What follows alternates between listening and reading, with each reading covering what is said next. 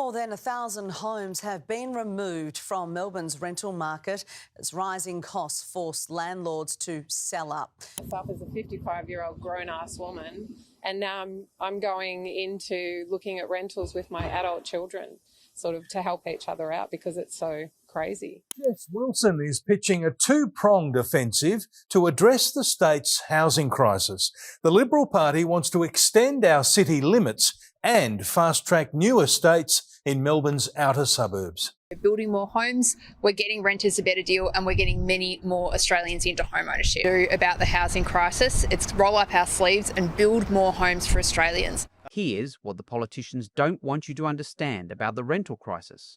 You're not competing against bad luck. You're competing against mathematics that was broken by deliberate policy decisions.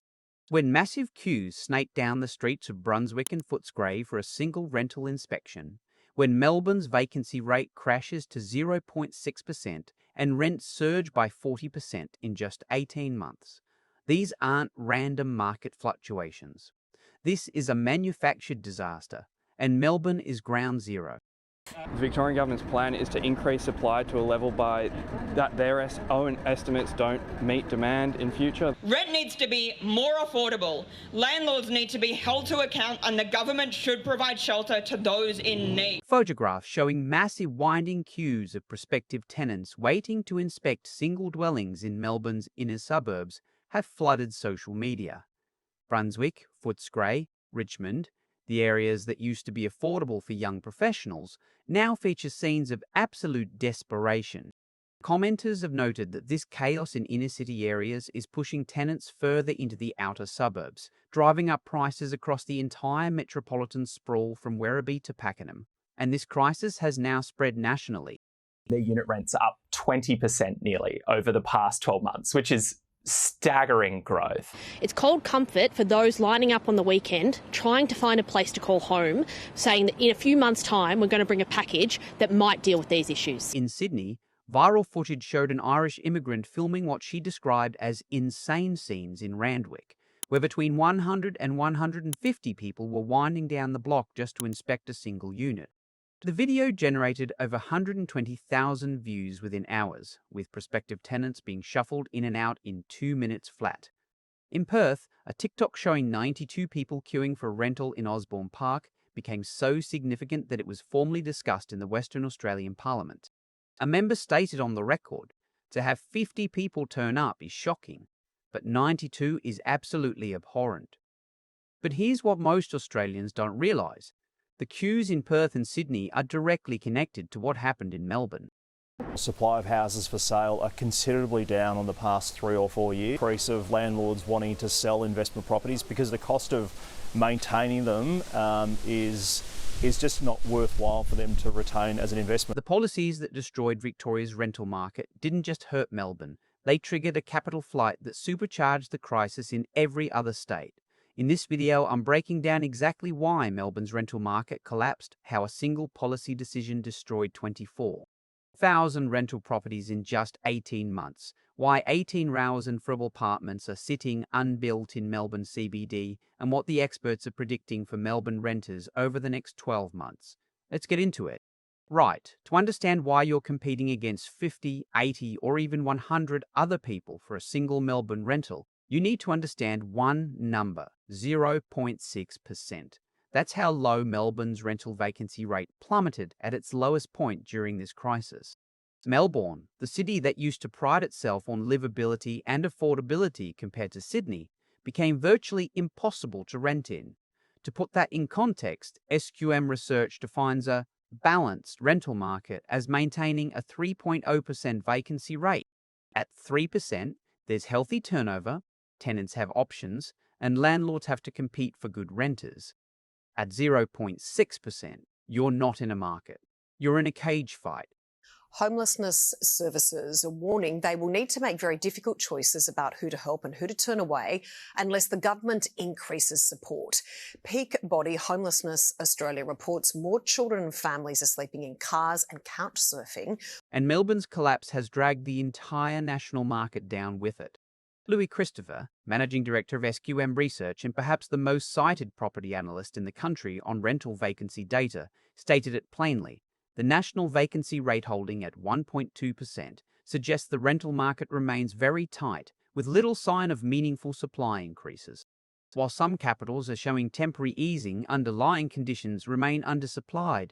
Melbourne's volatility has been extreme, plunging to 0.6% before briefly stabilising near 1.8%, illustrating the chaotic nature of a market subjected to rapid legislative changes and sudden landlord liquidation.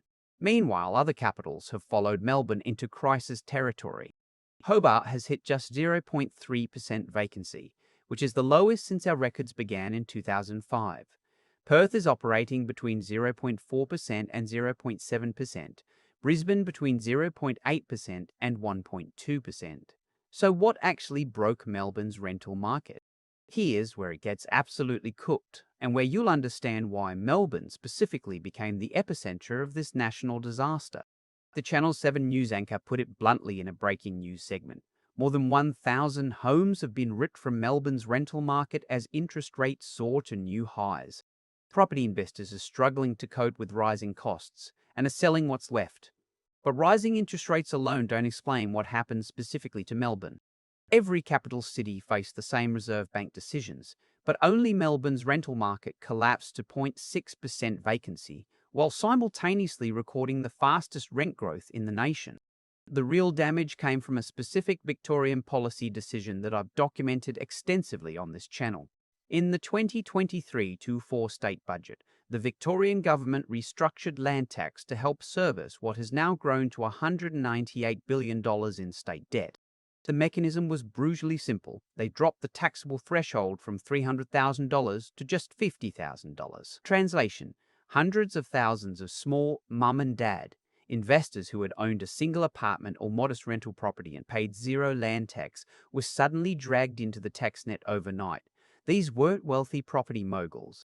These were teachers, nurses, and tradies who had bought an investment property as their superannuation strategy. That women and children, but all homeless people, get the support they need as early as possible to really make change for them in their lives and for everyone in the community. I started my day this morning down at Central Station. Overnight, they were hit with an extra $1,500 to $3,000 in annual costs that many simply couldn't absorb. The result was catastrophic. The data shows that 24,000 rental properties vanished from the Victorian market within just 18 months as landlords liquidated their assets to escape the tax burden. When those properties sold, most went to owner-occupiers, not new investors. That meant each sale removed a rental from the market entirely. The vacancy rate collapsed to 0.6% and rents surged by 40%. That's not inflation. That's a policy-induced supply destruction. Now, to be fair, the Victorian government argues this tax restructuring was necessary to service pandemic-era debt and fund essential services, and some investors with low fixed-rate loans locked in before 2022 are still cash flow positive, despite the new taxes. But they're the exception, not the rule. The majority of small-scale investors who bought in the last 5 years are now bleeding money every month, and they're selling to stop the pain. And here's where the political rhetoric collides with reality. During a heated parliamentary question time, Premier Jacinta Allan was pressed on whether she was aware that the Treasurer was going to announce these drastic new property taxes. Just one room available, our frontline staff trying to make those impossible decisions about who gets the room tonight. So we just think support should be in place for all of those families. So response, delivered defensively across the chamber. Of course I was aware because this has gone through Cabinet. That soundbite is the definitive smoking gun linking the executive leadership directly to the policy that forced 24,000 rental properties out of the market. The decision was deliberate, it was approved at the highest level, and the consequences are playing out in every rental queue across Melbourne. But the land tax is only half the story. The other half explains why new supply isn't coming to rescue the market. The Victorian government introduced an $11,000 value capture tax on new apartments, announced mere hours after Jacinta Allan took office as Premier.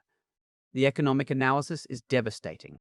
Victoria currently carries that $198 billion in state debt, requiring $20.7 million daily just to service the interest payments. Unable to raise constitutionally protected income taxes, the state has ruthlessly targeted immovable property. But this aggressive taxation has made new apartment construction financially unviable. The result, 18,000 approved apartments are sitting completely unbuilt in the Melbourne CBD. These are projects that receive planning approval, that developers wanted to build, but the numbers simply don't stack up anymore when you factor in the new taxes on top of construction cost inflation. Now, the Premier, when pressed on the rental crisis, openly acknowledges that it's fundamentally a supply issue and pivots to promises of more social housing and faster development approvals. The cognitive dissonance is remarkable. The administration acknowledges a severe supply deficit while simultaneously implementing a taxation matrix that mathematically prohibits new private supply from entering the market. While we're talking about promises versus delivery, let me show you the most damning statistic I found in researching this video. The Victorian government launched its highly publicised $5.3 billion big housing build with great fanfare. But investigative reporting from The Guardian revealed the actual results. Victoria's net social housing stock grew by a total of just 74 dwellings over a 4-year period, from 2018 to 2022, 74 homes in 4 years, while the social housing waitlist exploded by 45%, reaching over 64,000 applications. The Victorian Council of Social Service released a policy paper explicitly urging the government to up the ante and stating the need to significantly increase actual social housing supply rather than relying on private market density that isn't being built. Housing Minister Danny Pearson was recorded visiting an iBuild factory in Heidelberg West, praising the ability to construct prefabricated home kits in 8 hours. His exact words, "We are in a housing crisis as a nation, and we've got to get more supply. If we just use the same old methods of years gone by, we're going to get the same old results." And look, he's not wrong about needing new methods, but there's a profound disconnect between celebrating that a single kit home can be assembled in 8 hours, while the structural deficit requires hundreds of thousands of dwellings. It's a micro-level public relations victory amidst a macro-level systemic collapse. To be fair, the government has taken some action on the demand side. Victoria passed legislation banning rental bidding, the auction-style pressure tactic where desperate tenants offer above the advertised price just to secure a home. But here's my honest assessment. Banning rental bidding doesn't create more housing. What are some of the key simple things, if that is possible, that we can do to ensure people get even adequate care and a house to live in? Yeah. So look, we've obviously focused on healthcare. We know that a number of people experiencing homelessness as a result of... It merely regulates the desperation of the 92 people waiting in the queue.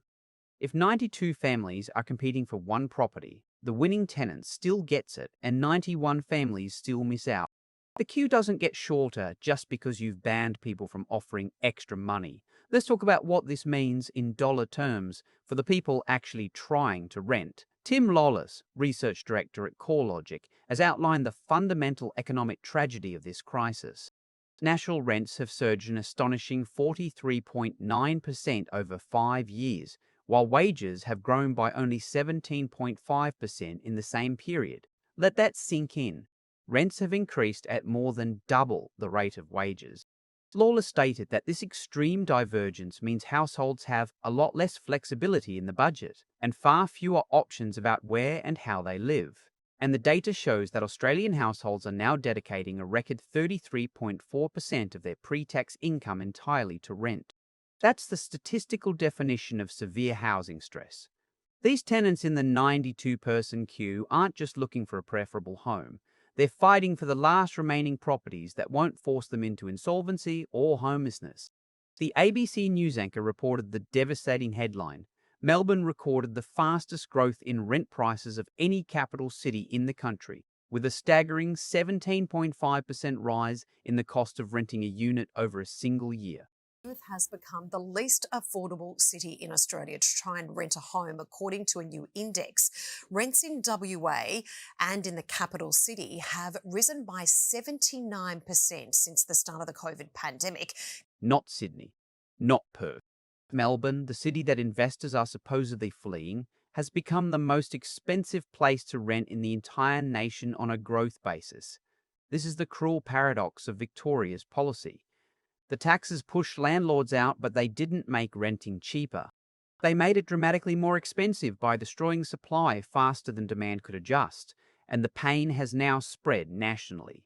Western Australia is the epicentre of the rental explosion, with overall rents soaring an unbelievable 66% over the last 5 years. Regional WA specifically jumped 10.1% in just 12 months. That explains why the 92-person queue happened in Perth. As Melbourne landlords liquidated and moved their capital into Western Australia, they supercharged Perth's market while leaving Melbourne tenants fighting over the scraps. What's fascinating is how real estate professionals on the ground are openly discussing the Melbourne connection. The hosts of the Perth Property Brothers podcast reacted to the viral 92-person queue by explicitly likening the desperation of securing a rental to trying to buy a concert ticket. But, crucially, they spent significant time discussing the massive flow of property investment capital leaving Melbourne and entering Perth.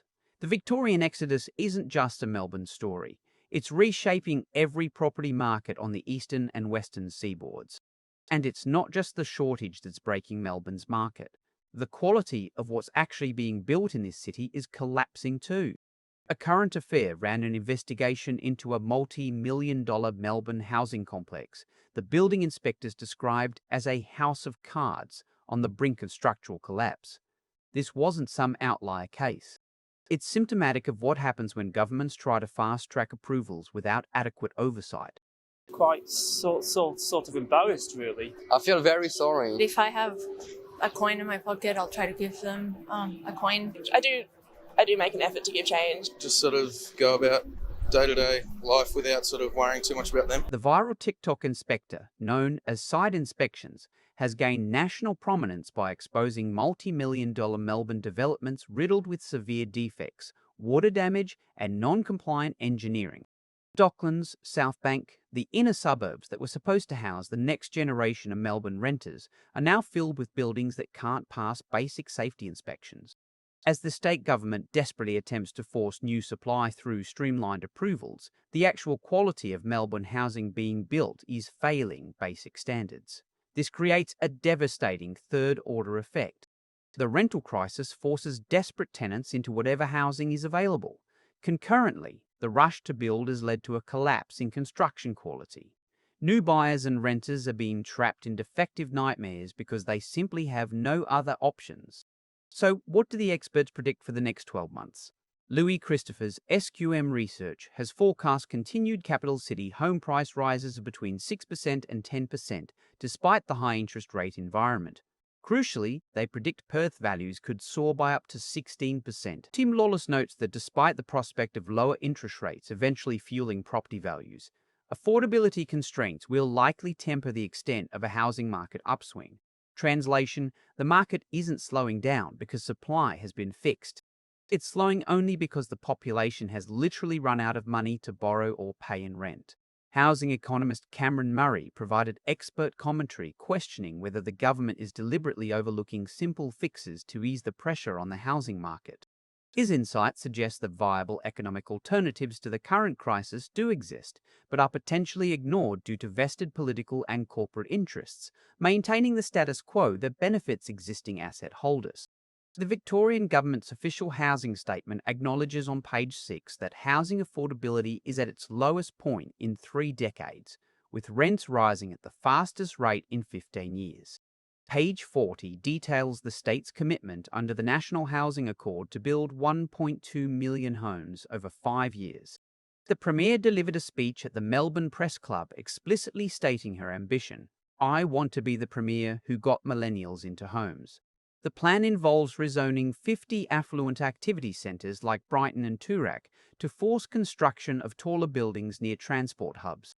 But here's the reality that the official documents don't acknowledge. The construction industry currently lacks the labour, materials and capital to achieve even a fraction of the 1.2 million target, while the taxation regime actively prevents new private investment from entering the market. You can't promise to build your way out of a crisis while simultaneously making building financially impossible. Here's who this crisis actually matters to. If you're a renter currently searching in Melbourne, whether that's Brunswick, Footscray, or the outer suburbs like Werribee and Cranbourne, These vacancy rates explain why you're competing against 50 or more applicants for every inspection. It's not your application that's weak. Melbourne's market is structurally broken. If you're a small-scale Melbourne investor still holding a rental property, the bleeding from land tax and rising costs may not stop until policy changes, and there's no indication policy will change under the current government. If you're a Melbourne landlord considering selling up and moving your capital to Perth or Brisbane, you're not alone. The data shows 24,000 Victorian property owners have already made that calculation. And if you're a Melbourne first home buyer wondering whether to rent or buy in this environment, understand that the forces suppressing Melbourne property prices are the same forces destroying the rental market. You might actually find it easier to buy than rent in this city, which is an absolutely cooked-in version of how markets are supposed to work. Here's the truth. When massive queues form outside rental inspections across Melbourne's inner suburbs, you're witnessing the end result of policy decisions made in cabinet rooms and Treasury offices on Spring Street. The rental vacancy crisis isn't a natural disaster. It's not an unpredictable market fluctuation. It's the mathematical consequence of taxing investors out of Melbourne, making new construction financially unviable, and then expressing surprise when supply collapses. The queues in Brunswick and Footscray are the symptoms. The 92-person queue in Perth and the 150-person queue in Sydney are the contagion. The disease originated right here in Victoria, and until that changes, the queues will keep getting longer. I'll be tracking Melbourne's rental crisis every week, following the data and holding politicians accountable for their promises. Subscribe to Aussie Explained so you don't miss the next video. Thanks for watching. See you in the next one.